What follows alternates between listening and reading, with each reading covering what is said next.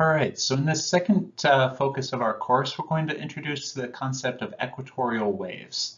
In this first of two videos in this series, we're going to look at equatorial wave structures, especially their horizontal structures in the lower troposphere, as well as some of their characteristics. So first, let's introduce what equatorial waves are. So these are finite amplitude, which means that they're typically associated with weak perturbations.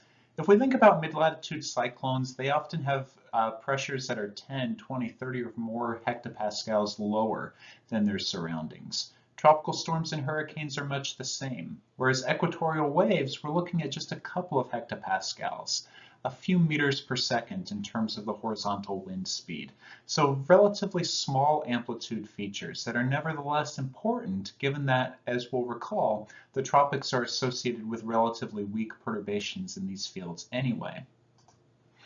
These are large-scale features, so they have wavelengths. So if you had a ridge and a trough, you're looking at the distance from the beginning of one ridge to the end of one trough, or the distance across the entirety of one wave of thousands of kilometers. So we're stretching over large chunks of the United States, east to west, in this context.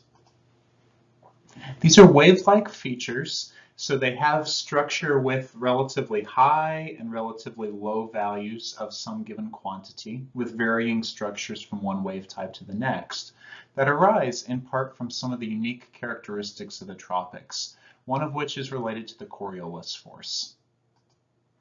They're also associated with, if not also driven by, diabatic heating. So you can obtain these equatorial waves without any consideration of diabatic heating whatsoever. But in the real atmosphere, they often result in areas of deep moist convection, or thunderstorms, which we know are associated with latent warming in those locations. We can also attain these equatorial waves by prescribing some type of diabatic heat forcing. So while we don't need it to get them, in the real atmosphere we do tend to have it in conjunction with them.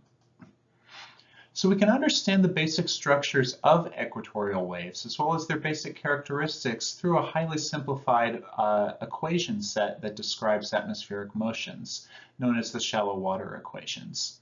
There's an appendix associated with the lecture notes that goes into detail about what these equations look like, all of the assumptions that go into them, and how they can be used to obtain the information that we're going to discuss later on in this video. However, a lot of those details are not important to understanding the key characteristics that we're going to talk about here. So keep in mind this is a highly simplified model, but it's sufficient for us to be able to understand the basic characteristics and structures of these equatorial waves. So there are three predominant equatorial wave types that we're going to discuss here in this lecture. The first one are equatorial Rossby waves. I have this n equals 1 here in parentheses. The n is related to some of the equation basis for these wave types, and it doesn't really matter a whole lot right now, but as we get later on in the semester, the distinction between this n equals 1 that we're talking about will become more important when we introduce things like n equals 2 equatorial Rossby waves. These features result from meridional planetary vorticity gradients, so the Coriolis parameter f. We know that it's 0 at the equator, and it gets larger positive as you go to the North Pole and larger negative as you go to the South Pole. So going from south to north, the planetary vorticity increases. So you have a gradient in that, with higher values to the north and lower values to the south. And this is the restoring mechanism. So as you have an air parcel that has relatively low planetary vorticity go northward, it ends up in an area with relatively high planetary vorticity, which ends up causing it to want to go back down toward the lower values. It kind of overshoots that, and then it has higher values. So then it kind of goes back up toward the equator. So this restoring mechanism, which is what gives it its wave-like structure, is that change in the Coriolis parameter, or the planetary vorticity, as you go from south to north. Equatorial Rossby waves are associated with cyclones or anticyclones that are mirrored or symmetric across the equator. And this cartoon here shows what this looks like.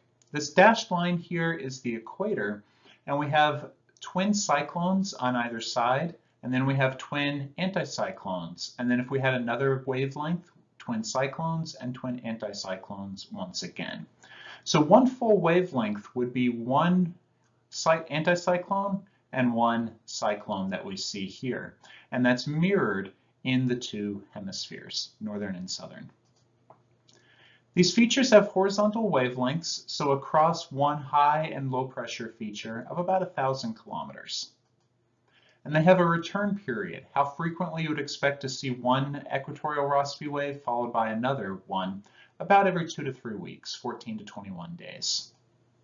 And they propagate to the west at about 5 to 7 meters per second. So this cyclone, anticyclone, cyclone, anticyclone path is going to move toward the left, toward the west, indicated by this C that we see here, at about 5 to 7 meters per second.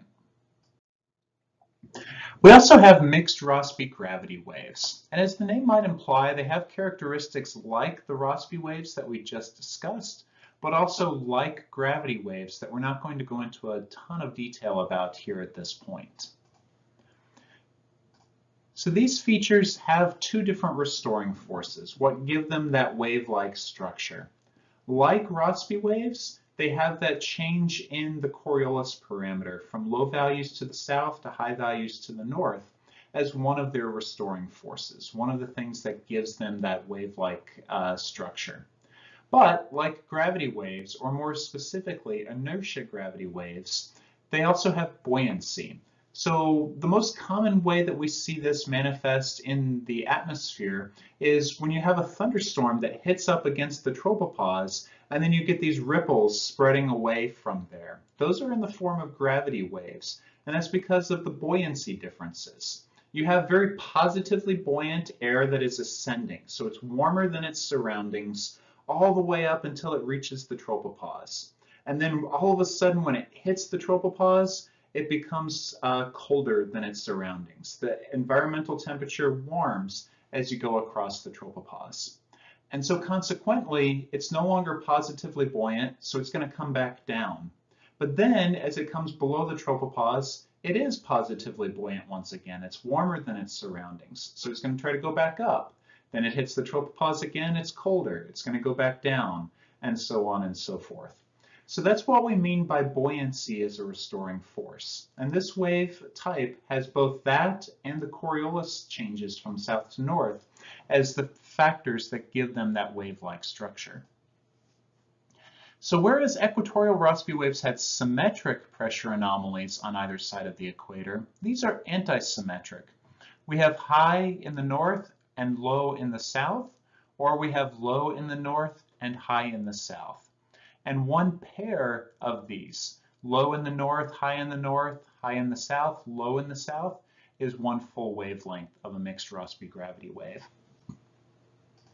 These are tilted somewhat toward regions of thunderstorms. We'll talk about that here in a few minutes, but we'll find that to the east of areas of low pressure is where thunderstorms would preferentially form.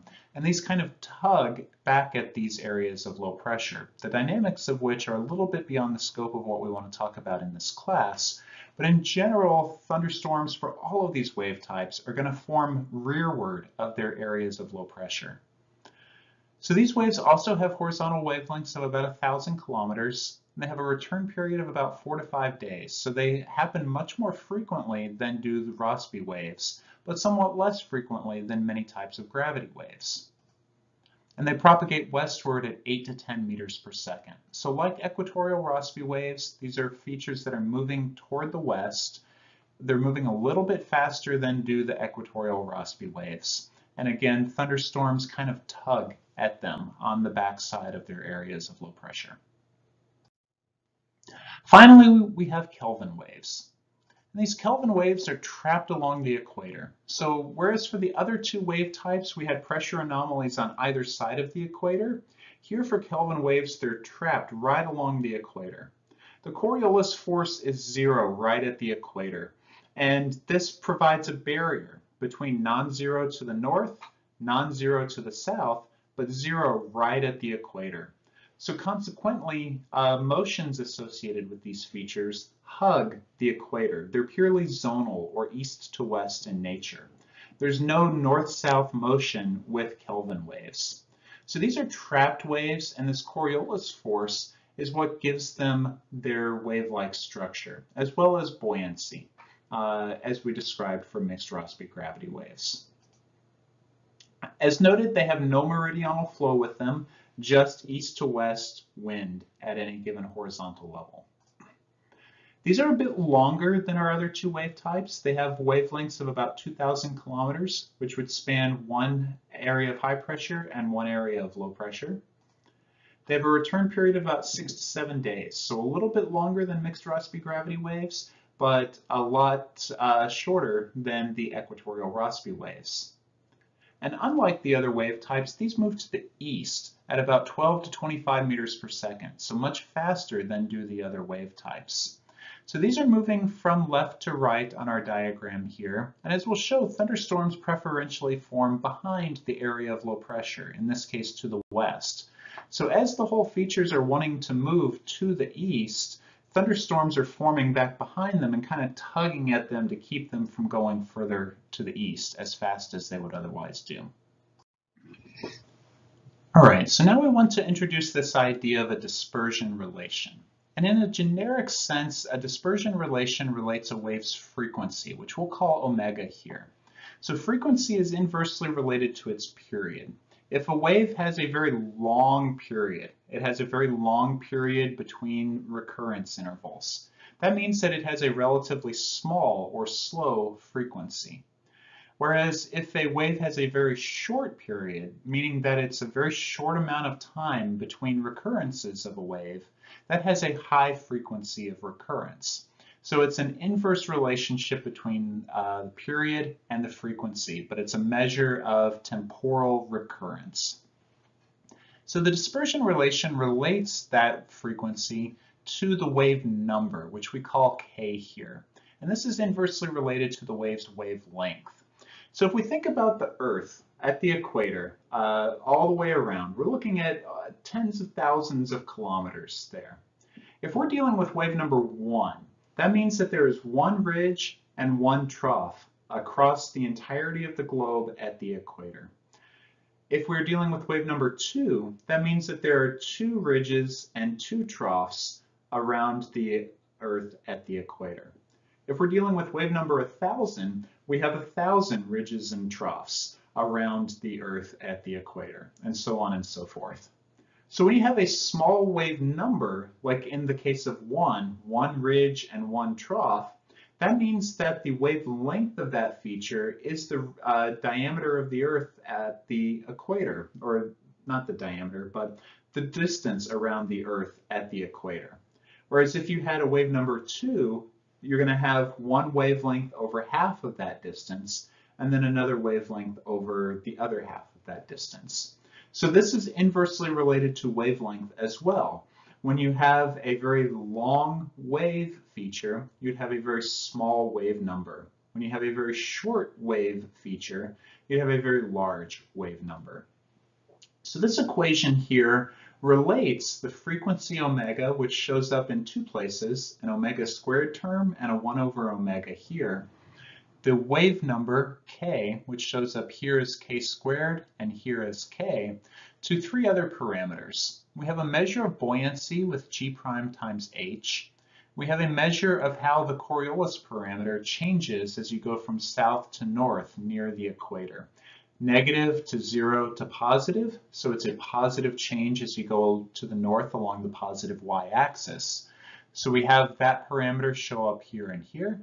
We also have an integer wave number, a generic wave number that is given by n here. We don't need to get more specific about those terms here, but I will note that the things that we said were the restoring mechanisms for our waves, the things that gave them their wave-like structure and characteristics, buoyancy and Coriolis, show up within this dispersion relation. If we solve this dispersion relation for omega, we can use it to obtain the wave's phase speed. C sub p is equal to omega divided by k. This phase speed is a measure of how the wave propagates. The number tells you how fast, the sign tells you in which direction. So since we're dealing with features going east to west, Features that are going to the east are going along the positive x-axis, so they'd have a positive value for this phase speed. Features that are going to the west will travel along the negative x-axis, and thus a negative phase speed. So this dispersion relation can be used to tell us what direction a wave should propagate, and if we had numbers associated with it, how fast it would propagate. So now we want to consider our three waves in order, and we'll start with our equatorial Rossby wave here. So these waves have the longest period of the waves. We said that it was 14 to 21 days, 2 to 3 weeks. So a long period means a small frequency, 1 over that amount of seconds. So it's going to be a very, very small fractional value. When you square that, it'll be an even smaller fractional value. So that term that we had, the omega squared term in our general dispersion relation, can go away. And we then can keep the omega term that showed up in the denominator and solve that equation that we see here for omega. And so if we solve this for omega, we get this relationship between the frequency and the wave number k, but we also see that Coriolis related term here in both numerator and denominator. We see buoyancy here in the denominator, and we see this integer wave number here as well. All of these terms are positive. K is inherently positive. This radical here has to be positive. We're not dealing with imaginary numbers. N we constrain to be positive.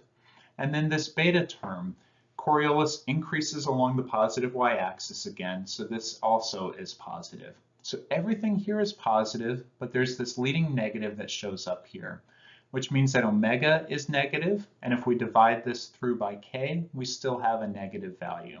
So the phase speed is negative, and so these features are going to propagate to the west. The structure of one cyclonic half wavelength of these waves is depicted at left. So I apologize that this is getting a little chopped off with my picture here, but this is what 1/2 wavelength of an equatorial Rossby wave looks like. We have twin cyclones in this case on either side of the equator, which is this solid line here in the middle of the diagram. Note that we have purely west to east flow with this half wavelength at the equator. There's no flow that's going across the equator. The wind speed decreases as you go further away from the equator. So the winds are strongest at the equator. The pressure anomalies are strongest just off of the equator in both hemispheres. To the east of these areas of low pressure, note how you have this fast westerly wind here and here in both hemispheres that then slows down substantially and starts to turn more toward the north and more toward the south. So this rapid deceleration of the wind as you go from west to east in both hemispheres is what we call speed convergence. By virtue of the speed slowing down, air is coming together. It's like when you're coming into the back of a backed up line of traffic. You're slowing down while the traffic ahead of you is not moving. So you're converging in with that traffic jam. That area of low-level convergence is what facilitates rising motion and thus deep moist convection or thunderstorms to the east of the areas of low pressure with these equatorial Rossby waves.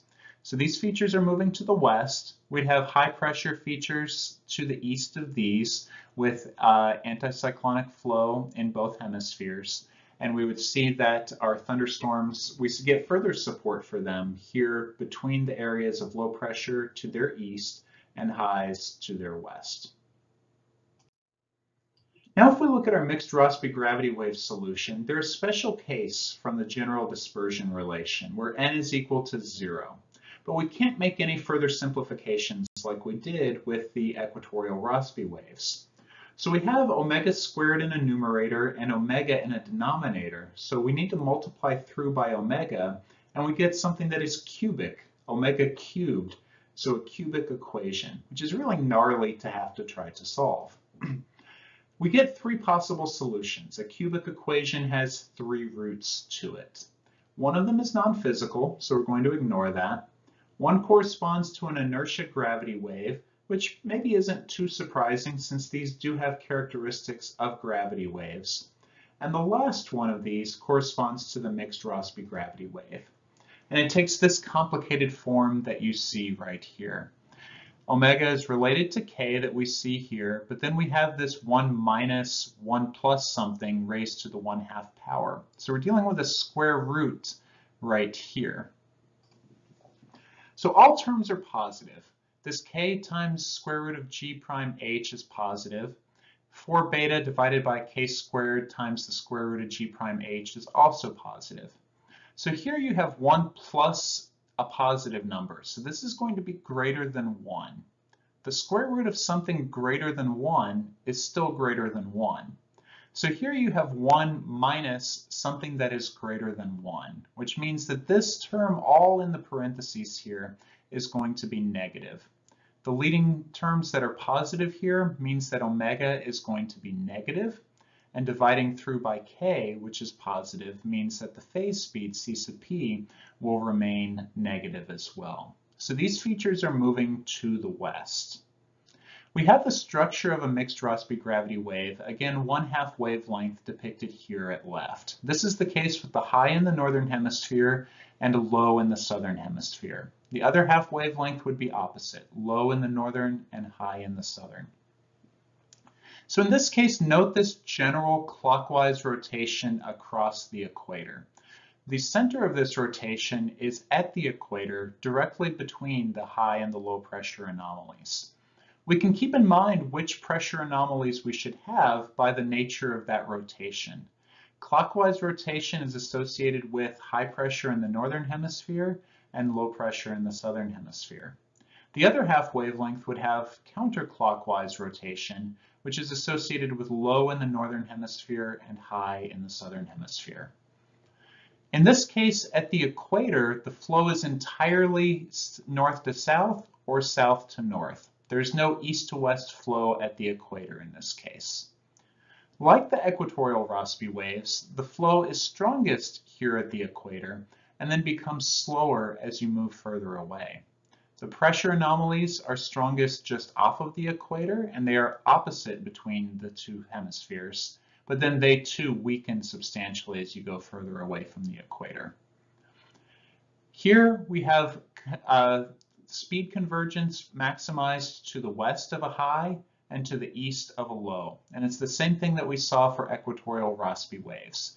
Very fast flow then becomes very slow. So just like the traffic jam analogy, air is coming together, rising and forming deep moist convection, typically in the form of thunderstorms.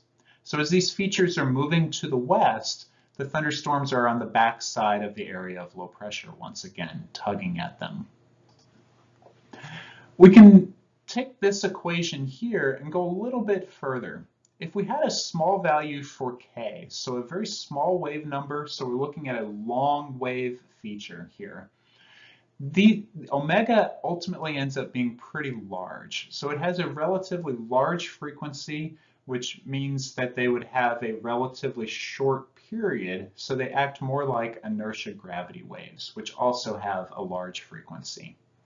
Whereas if you have a large wave number, so this is associated with a shorter wavelength feature, we find that omega ends up being relatively small, which means that the period is relatively long, which makes them more like our equatorial Rossby waves. So this equation here can be used to distill out the Rossby and the gravity wave components to these features.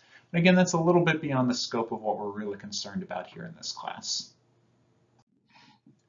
So finally, we come to our Kelvin wave solution here. And we have to use a modified form of the general dispersion relation. We can't use the one that we introduced several slides before. The technical details for that are spelled out within the notes, not particularly relevant in this case, but we have to go back a little bit in our equation set to come up with something that is applicable for these waves. And it's a pretty simple form for the frequency. It's the wave number times the buoyancy here. And if we find the phase speed by dividing by k, the frequency is just equal to the buoyancy here. And that happens to match what an eastward moving gravity wave looks like. So a Kelvin wave is a special form of a gravity wave. Because this buoyancy term is positive, as well as k, we've said that that has to be positive. omega is positive, and so the phase speed is also positive. So that means that we have motion along the positive x-axis, which is toward the east. So Kelvin waves move toward the east, whereas the other wave types move toward the west. We have the structure of the cyclonic, really the anticyclonic. That's a correction that I need to make here. We have the anticyclonic version of this wave depicted here. So note the high pressure anomaly is maximized right along the equator that we see here. It decays to the north and to the south from there. So this is different from our other two wave types, where the pressure anomalies were maximized on either side of the equator and not right at the equator. But like our other wave types, the winds are strongest at the equator and decay north and south from there. In this case, Kelvin waves, we've said that they inherently have no meridional motion. They're trapped along the equator or along a line of latitude, and so they're purely associated with west to east or east to west flow. For this high pressure anomaly, it's west to east flow. For the low pressure anomaly that would be found to the east, it is east to west flow here. So we can connect the winds to this area of high pressure, and we can do the same for the low pressure and the easterly winds that are found in conjunction with it by using a stick in the wind. So let's say that we put a stick in the wind here. Ultimately, putting that stick in the wind here, the bottom side of it is going to rotate faster to the east than the top side of it. So that's going to turn in a counterclockwise fashion.